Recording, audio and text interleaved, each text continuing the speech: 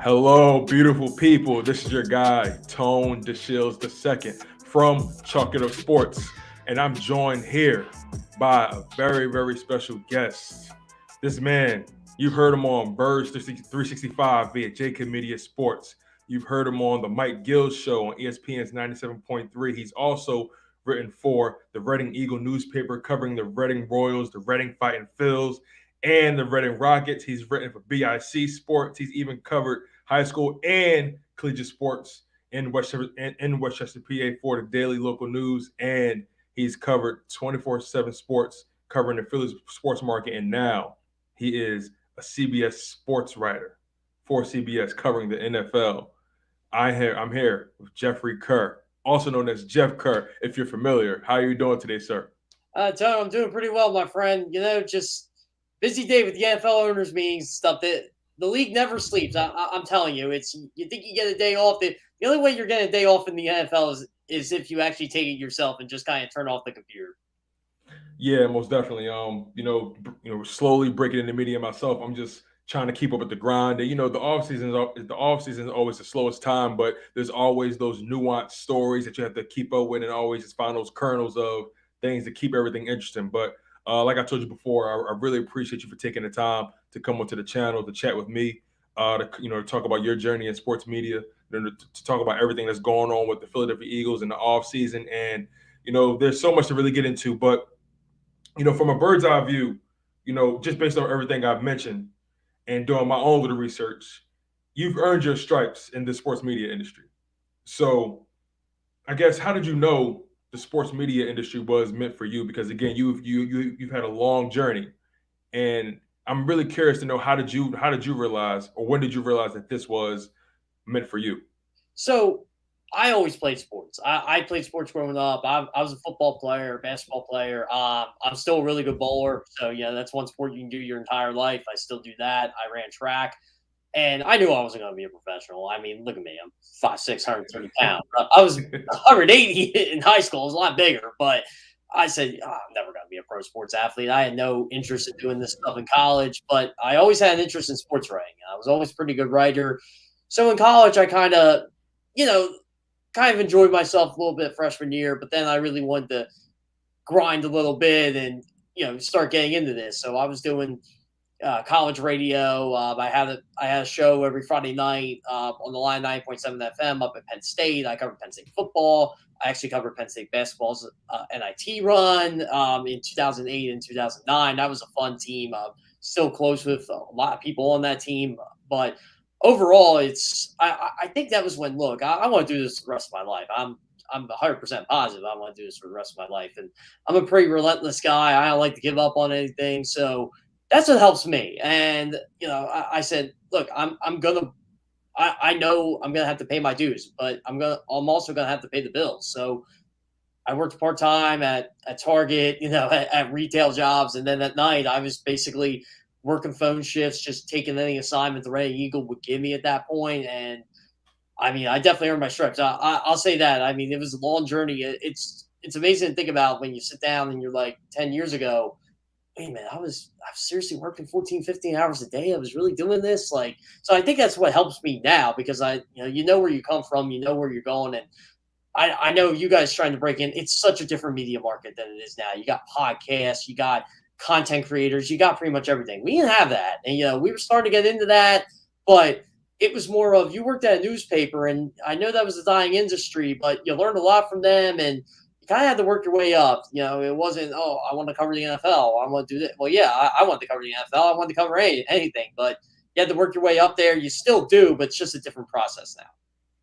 Yeah, definitely. And for me, I try to always look at it from the perspective of, we are in such a unique time in technology, in such a unique time in sports, and through social media, through YouTube, through pretty much all these different avenues, everyone is capable of carving out a voice for themselves.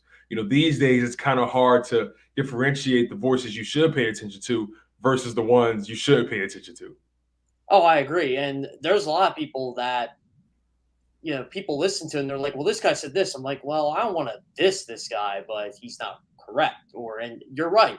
There are people that, and there are people in my line of industry I don't think you should listen to. But again, people get on the whole, and you see on Twitter, the blue check mark and this and that. I'm like, look, I don't go by that. Just listen to, I always say to people, listen to who you want to listen to, but keep this in mind. There's also a part of it where, yeah, their opinion is valid, but they're also getting it from other people's opinions and other people's stories too, and that's fine. But I've done it. We've all done it, but we have to keep this in mind. Like, I think everybody wants to be an insider. You don't have to be an insider to be a successful journalist. I'm a really good writer.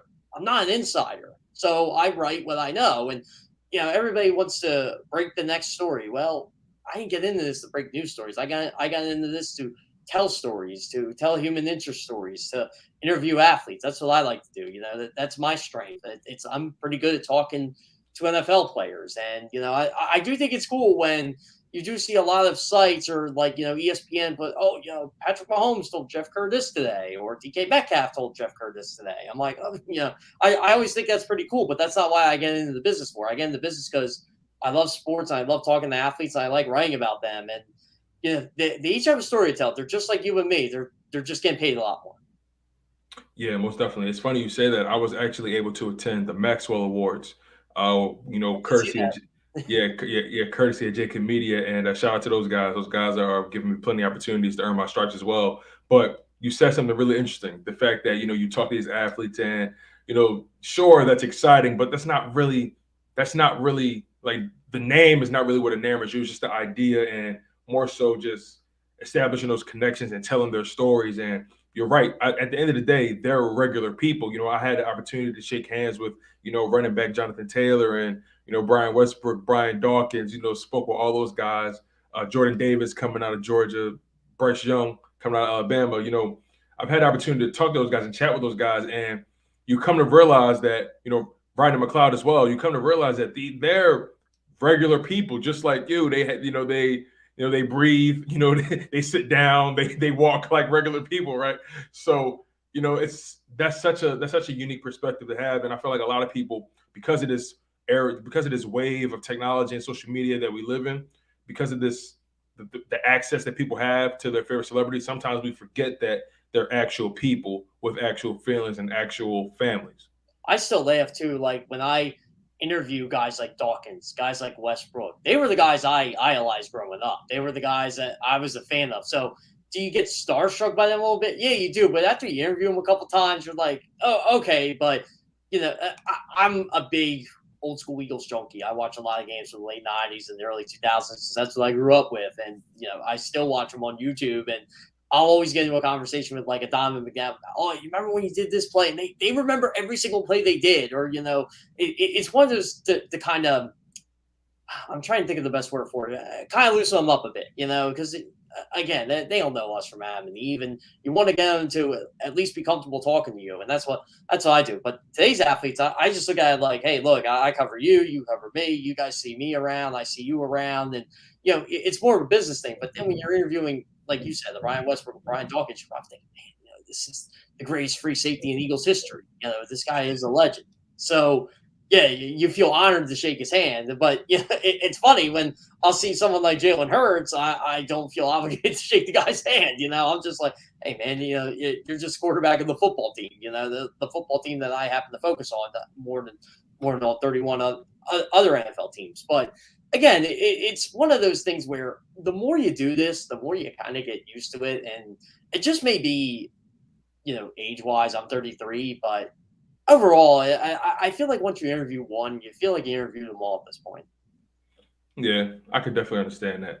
Now, throughout your entire journey, throughout your entire process, growing and earning your stripes, were there ever moments where you, I guess you'll say, weren't as confident as you are now in your craft? Were there ever moments where you, I guess, doubted your path? Because we all have those days where we question, okay, this isn't paying the bills the way I would like it to. Like, is this even worth my commitment? Have you ever had those moments? And if so, what were they like?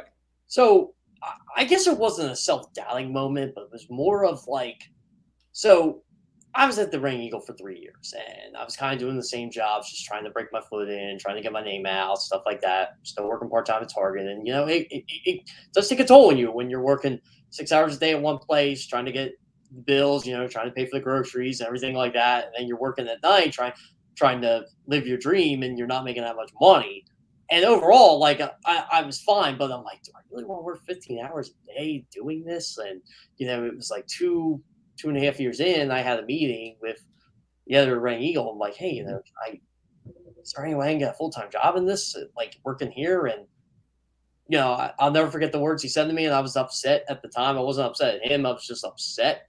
But he said, unless someone retires or dies, you're not getting a full time job in the sports department. And I was like, wow, okay, and it was honestly. I thank him like all the time. I said he's not the other Ring Eagle anymore, but I thank him all the time for that, because that told me, okay, I got to go somewhere else. I got to venture out on my own. And I just kept applying for jobs, applying for resume. And sometimes, you get lucky. I always say it helps to know people. That's why you build connections. And I had a connection in Westchester. They saw I was looking for a job, full-time job in the sports department. Brought my portfolio, brought in a couple of my articles, had a great interview, and I was working there a week later. And I didn't have to work at Target anymore. It felt like a sense of relief. After I got that, that meeting for the Ring Eagle, I kind of took like a week off because I had to think about stuff. What am I going to do here? I still want to do this, but I want to go into this. I actually did work full time at a bank for about 3 months, and I hated it. I couldn't stand it. Like that's when you knew you're like, okay, I don't want to sit in a desk chair my entire life. I just don't want to do that.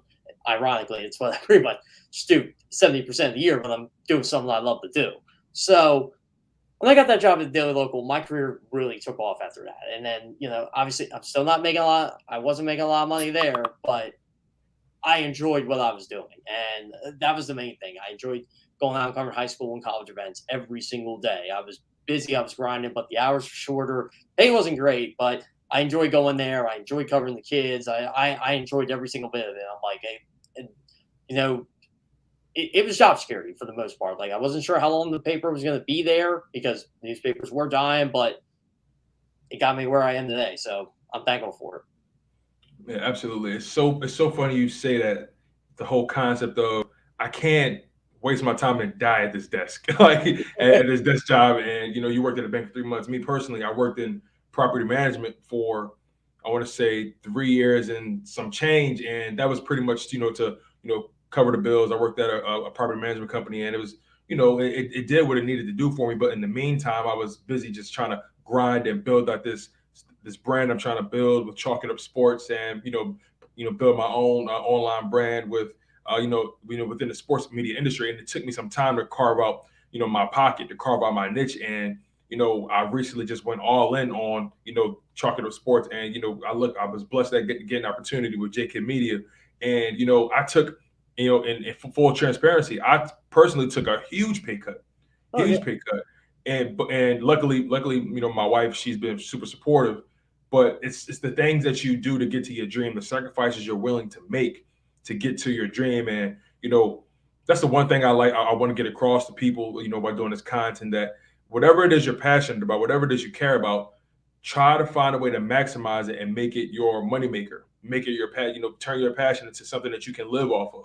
And just hearing that story, is truly it's inspiring, because it lets me know that, okay, I'm doing something right, and go ahead. Yeah, and here's the thing too. Even if you don't make it, and I know a lot of people that don't. I went to school with a lot of people that don't. They at least have the satisfaction that they gave it a shot. Because what's the old saying? You can't win if you don't play. So that's how I always looked at it. I'm like, look, if I don't make it by the time I didn't make a certain age, but I'm like, hey, look, if I'm still grinding it out, doing all this, and it's not going anywhere, then it's not meant to be. But I'm so relentless. I wasn't going to give it up. And when I got my breakthrough at 24/7, that was when everything kind of changed. It's like, okay, like now I'm seeing the money. Now I'm seeing what I'm doing here and doing that. And look, I've been working under the CBS banner for 6 years. I just didn't get promoted to my current job until 2019. And wow, that's a funny story too, because I was on vacation that week. and it was a well-deserved vacation. It was like in July. I'm getting ready for the Eagles season to start.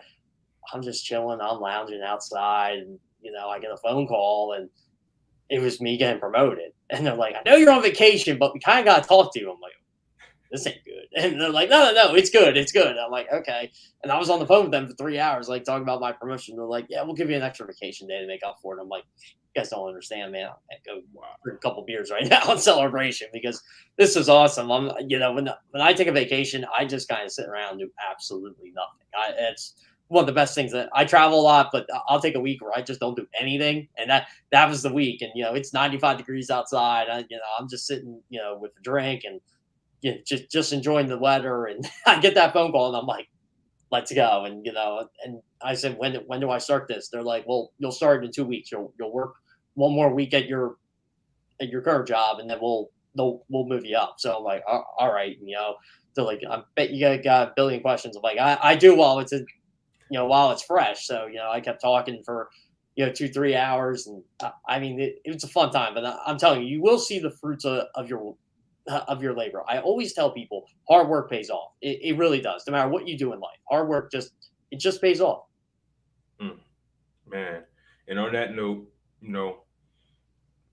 what advice, I know you mentioned hard work pays off, but, on top of that, what, advice would you give to someone who's trying to break into the sports media industry, someone like me, someone who's still trying to, figure it out? What's some singular advice that helped you stay the course to, to fighting for your goals, fighting for your dreams? My number one thing is don't make enemies. I don't care who it is. Don't make enemies. I mean, I've made some enemies before, but again, I don't care about those people. So, but I tell people all the time, don't make enemies. Like, be nice to everybody, be kind to everybody. Don't get controversial. Don't put out hot takes. Just put out hot. I know that's hard for a lot of people to do today, but just people like the facts. People like, they'll respect your opinion, but people like the facts. People like information. Information is always paramount, and you want to talk to everybody. You want to be nice to everybody because you don't know when that person will say, and this for JAKIB Media. Someone like Joe will be like, "Hey, how about I give you an opportunity?" And I'll be like, "Yeah, sure." That's how I got into JAKIB Media. Like, they needed somebody to film on Birds 365. There was an opportunity available, and for the most part, it was just okay. Yeah, let's do it. John McMullen was at training camp. They needed someone to film with Jody Mack.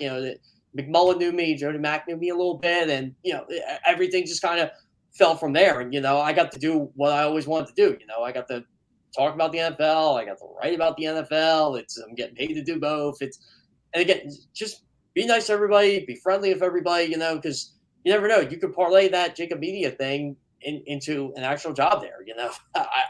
For all we know, I could have a show and you could be my producer. You just never know. Exactly, man. And again, super grateful to those guys for providing us both with opportunities, because I'm already beginning to see the fruits of that labor as far as just building a network and establishing connections. And super grateful to you again thus far for coming on my platform. And let's transition into some Eagles talk, because even though the offseason has been rather uneventful, I'm curious about your perspective and how would you describe or evaluate the Eagles offseason has developed thus far? So I take a unique perspective with it. I compare them to the rest of the league. Is this team going to beat the Rams? No. Are they going to be Tampa now, Braves back? No. They still have a long way to go to be all in, to be that Super Bowl contender that they were a couple years ago, or they were in the McNabb years, where they could just get any free agent they wanted. Jalen Hurts is still only 23 years old. He's got plenty of room to grow. I love the guy. He's a great interview. A little biased there, but again, good quarterback, good dude.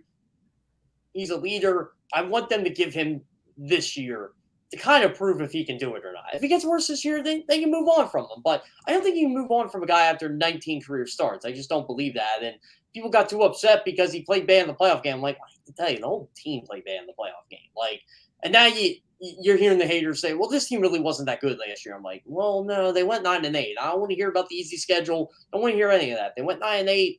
They were a top 7 team in the conference. They actually clinched the playoff berth before the 49ers did, and the 49ers reached the NFC Championship game.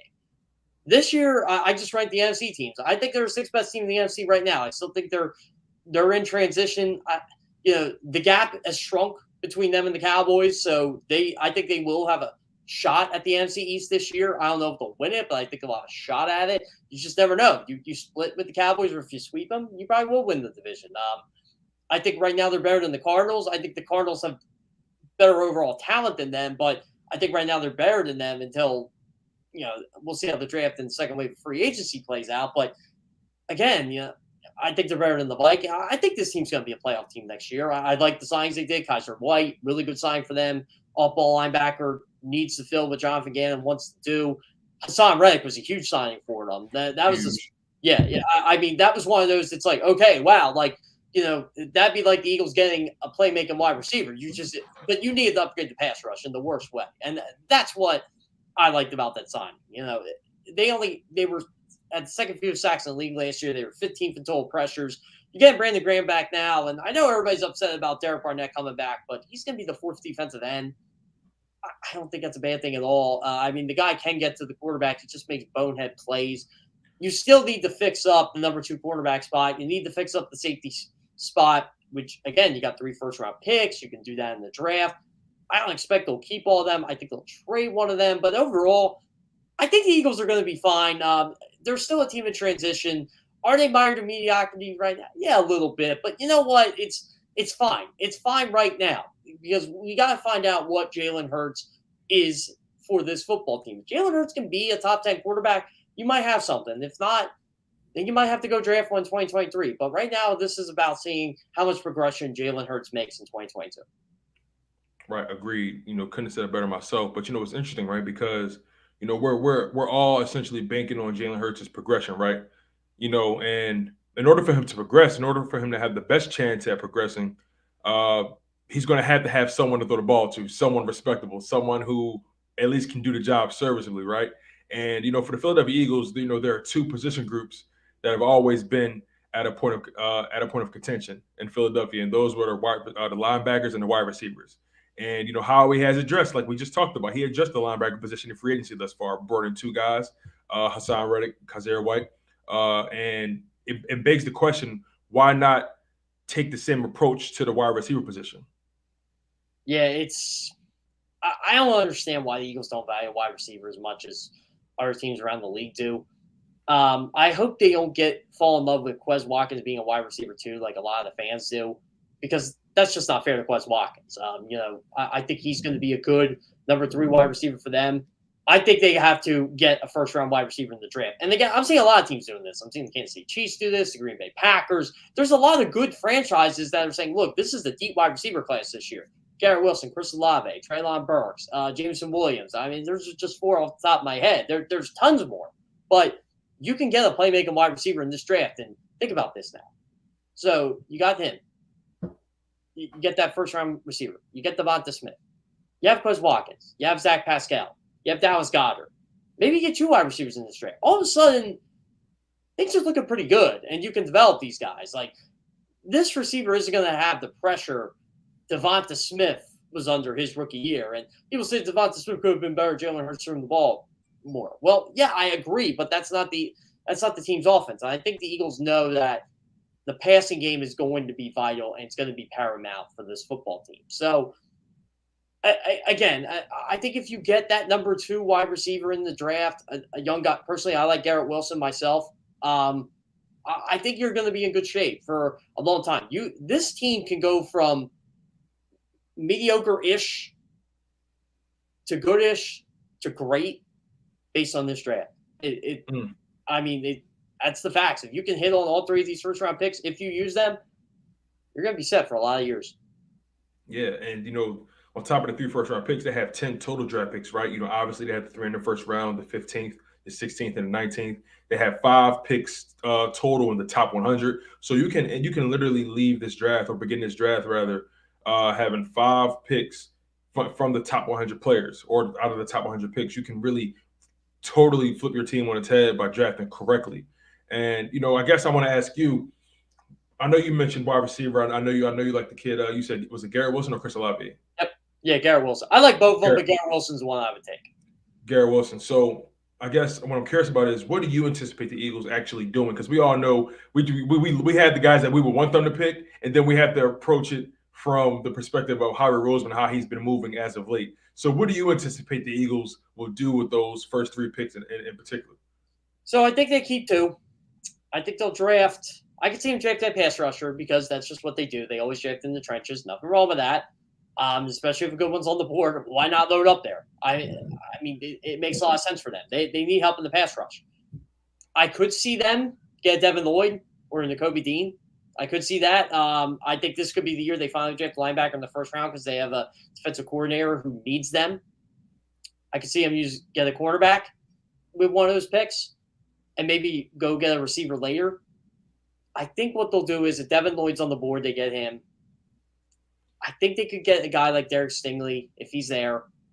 Kyle Hamilton's the guy I want more than anything. But Safety, right? You got to trade up to get him. So I mean, so maybe that's what they do. I mean, I'm going to trade 2 first-round picks to move up and get him because the draft value chart doesn't allow that. But I think they get 2 first-round picks in 2023. That's what I think they're going to do. So I'll say they draft the linebacker, and I'll go a little bit off the edge here. I'll say they'll actually draft the receiver in the first round. I think Jeffrey Lurie says they listen to the fans. Well, maybe Howie Roseman listens to the fans this time because those are 2 positions they need. Right. So here's my thing about the linebacker position, because originally prior to these signings, I was saying, okay, they need to go linebacker like yesterday. You know, I love Devin Lloyd. He's very versatile. He would fit perfectly in what Jonathan Gannon is trying to do. He's multiple, right? But I guess in my mind, I'm looking at it from Howie Roseman's perspective. Okay, I just invested 2 contracts into 2 different linebackers, you know, Hassan Reddick and Kaiser White. He may, and again, this is me trying to think like him. I've already brought in 2 new linebackers. He may think about going linebacker maybe in that second round, maybe a Christian Harris or someone like that. Yeah, right. Because I just because, you know, knowing his history, it's really hard to believe he'll finally do it. And then it kind of validates that he wouldn't because he already brought in 2 guys. But, you know, what's your thought on that fact? The fact that he actually signed 2 linebackers and triple dipping going into the first round to get a linebacker as well. Does that feel likely? Well, I look at it this way too. I think they're going to use Hassan Reddick on the edge more, just because ever since he's been to the edge, he's been a dominant pass rusher. And he knows that. I know that. You know that. I think we all know that. So, yeah, he's listed as a linebacker, but I don't think he is a linebacker anymore. Like, I think he's going to play that traditional edge, you know, and Gans multiple fronts. And obviously he can play some coverage, but that's not what you want him to do. You want him rushing the passer. You want him stopping the run. That's what you want Hassan Reddick to do. So I look at it as they got one linebacker, and that was Kaiser White. So that's where I think they could get a linebacker in the first round. See, I don't think they're actually going to use all 3 first-round picks, but this is what I'm looking at. You need a cornerback. You got to need a wide receiver. You got to need a linebacker. I know they shouldn't draft for need, but you can get 3 impact players at 15, 16, and 19 right there, and just even forget about the quarterback. Maybe worry about that next year. I can understand, especially when you speak on it from the perspective of Hassan Reddick being a natural pass rusher. And, you know, once he got into that final year with the Cardinals, he started, you know, rushing the pass some more. He sort of broke out, and then going to the Panthers, that allows him to really maximize his ability and really, you know, essentially 2 years in a row, double-digit sacks. So that was a really great signing by Howie Roseman. That arguably, well, it is the most aggressive signing he's made thus far. But it still feels as though he's treading water with these, I guess, with this approach to free agency. You know, there's a lack of aggressiveness in his approach to free agency. So I guess to me, due to his lack of aggressiveness, due to the lack of, I guess, pivotal moves he's made, why the 3-year extension, and why now? Well, you never let a GM on a lame duck contract.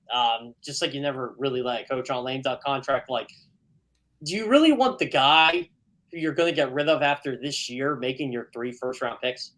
Think about that for a second. So that's a good point. I did not think about it like that. That's a good point. See, that's how I think about it. I'm like, if they had signed an extension, I'd be losing my whatever hair I have left. I don't have any, but I would say to myself, well, wait a minute, why are we letting him make these picks? Why? That's not a good way to run a business. So that's how I look at it. And I knew that extension was going to get done. I know Howie Roseman kind of created the mess, but he is getting himself out of it. I just think Eagles right now, they're just not in that Super Bowl contention window, but they're not terrible either. They have a good coach. They have a good staff. They have a good group of young players. They just gotta. I think they just need another year or two to put everything together. Like I would expect them to be more aggressive in the 2023 all season than I was this year. I wanted them to go after a receiver, but Christian Kirk broke that market, and they did make a run at Marcus Williams. I do know that for a fact. They did make a run at him. It's Baltimore just had more to offer, and you tell me, I'd go play with Marlon Humphrey and Marcus Peters too. Exactly. I can't. You can't really get wrong. Can't really get mad at that. And you're right, Christian Kirk. He completely recalibrated the market, changed everything. You mentioned the coaching staff, and this team having another year under their belt. With this same coaching staff, and they're going to be going. The roster is going to be going into their second season, essentially with the exact same coaching staff, no turnover as far as we can see. And this obviously helps from a continuity perspective. But how much improvement should we reasonably expect, not only from the players, but also from the coaching staff in general, given the fact that both sides, coaching and roster, are going to have that marriage going on for a second year in a row? Well, I expect them to at least win 9 games again. I think they should be able to do that. Again, you're not playing the AFC West this year, so I think that's going to help. You're playing the AFC South now. In my mind, the division's gotten better. It's still terrible, though. Like, I know Jacksonville's going to be a tough game, obviously, because of Doug Peterson. They're not going to be an easy out. Tennessee's going to be tough. The Colts, you don't have the Wentz thing anymore. You should be able to go. In my opinion, you should be able to go 2-2 against the AFC South at the very least, because Texans are going to be awful. So I'm looking at that. They're going to play a second place schedule, obviously. So you're going to play. I think the NFC North is the division they play this year. So I think and that division's not going to be good. The NFC East isn't good. I fully do expect this team to be in the running for double-digit wins, just based on their schedule. So I'm expecting them. From my perspective, double-digit wins and the playoff win is a successful year for the Eagles this year. Yeah, I agree. I definitely believe this team overachieved in 2021. No one expected them to actually make the playoffs, let alone win 9 games. People slated us to only win 4 games. I saw so many different predictions saying, oh, yeah, this Eagles team is going to be terrible. They're only going to win 4 games. And somehow, some way, we managed to win 9 games. And then all of a sudden, people want to backtrack and say, well, the schedule was easy. It's like, well, you can't have it both ways. Yeah, you can't have your cake and eat it too. That's what I tell people. And everybody wants to rip them in the playoffs. I'm like, did you guys actually think they were going to beat Tampa? I still remember, like, we were on JAKIB. I'm talking to McDonald and McMullen, and we were ranking, like, who do you want the Eagles to face in the playoffs? I'm like, I don't want anything to do with the Tampa Bay Buccaneers. I'm sorry. I don't. I'm like, the irony was the team I wanted them to face, they wouldn't have beaten anyway, the Rams. Me too. I told everybody, I said, look, I would much rather play the Rams because they're not as physical as you think. I would much rather play the Rams. Exactly. They can't beat Dallas. I don't want anything to do with them. I don't want them giving Dallas that satisfaction. The Bucs, they were beating them. They just weren't. But the Rams, I'm like, you know what? I'll take my chance. They'll probably lose that game, but I think that would be a competitive game. You can feel good about it. But everybody goes, don't forget, score 31-0. And I'm like, yeah, I'm well aware. Like, I knew the Eagles weren't going to win that game. It's just one of those things where, all right, let's just get the 4:30 and get it over with, so I can watch the San Francisco Dallas game. I mean, once they clinch the playoffs, I'm like, hey, good job, Nick. Good job, Jalen Hurts. Good job, Eagles. You reinvented the team. You changed everything around this season. You went from 4 wins to 9. I will never bash that for any team in this league. Agreed. Have a couple more questions for you before we get out of here. What did you make of Jeffrey Lurie's press conference today?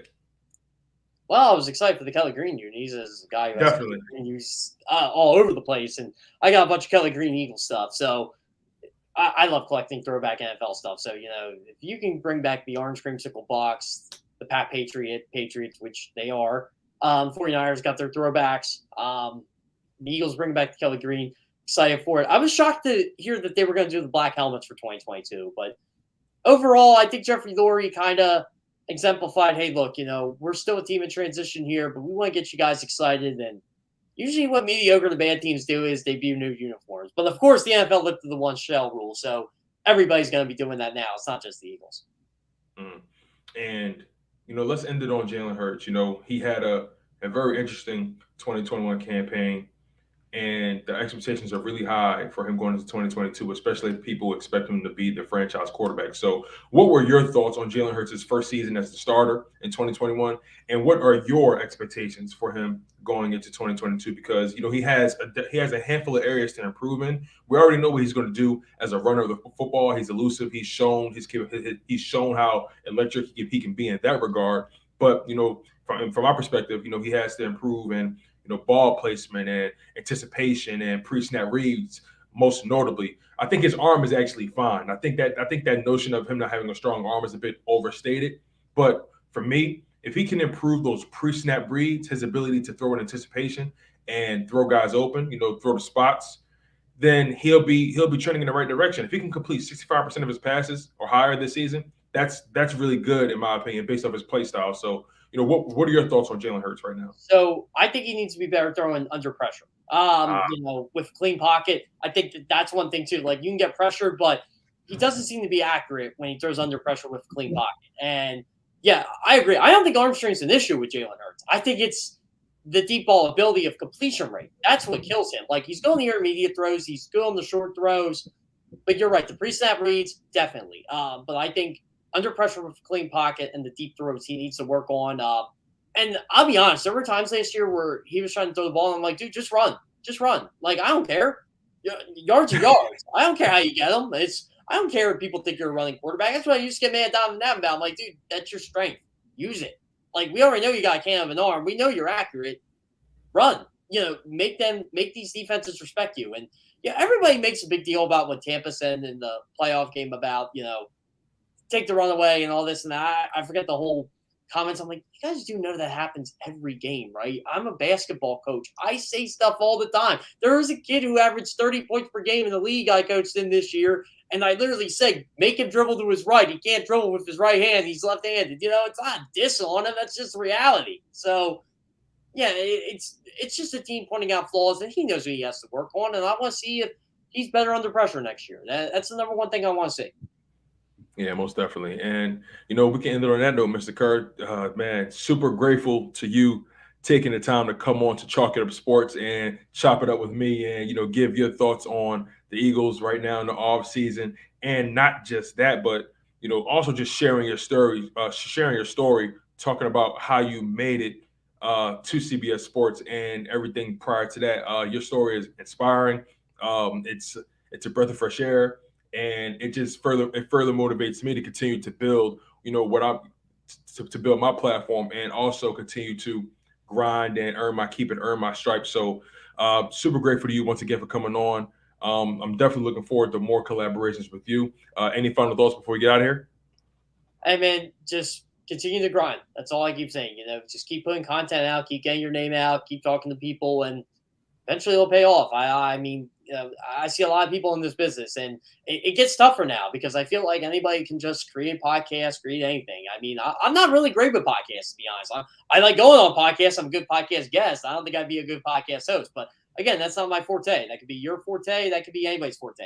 There's so many different ways of breaking the sports media now. It's incredible. Yeah.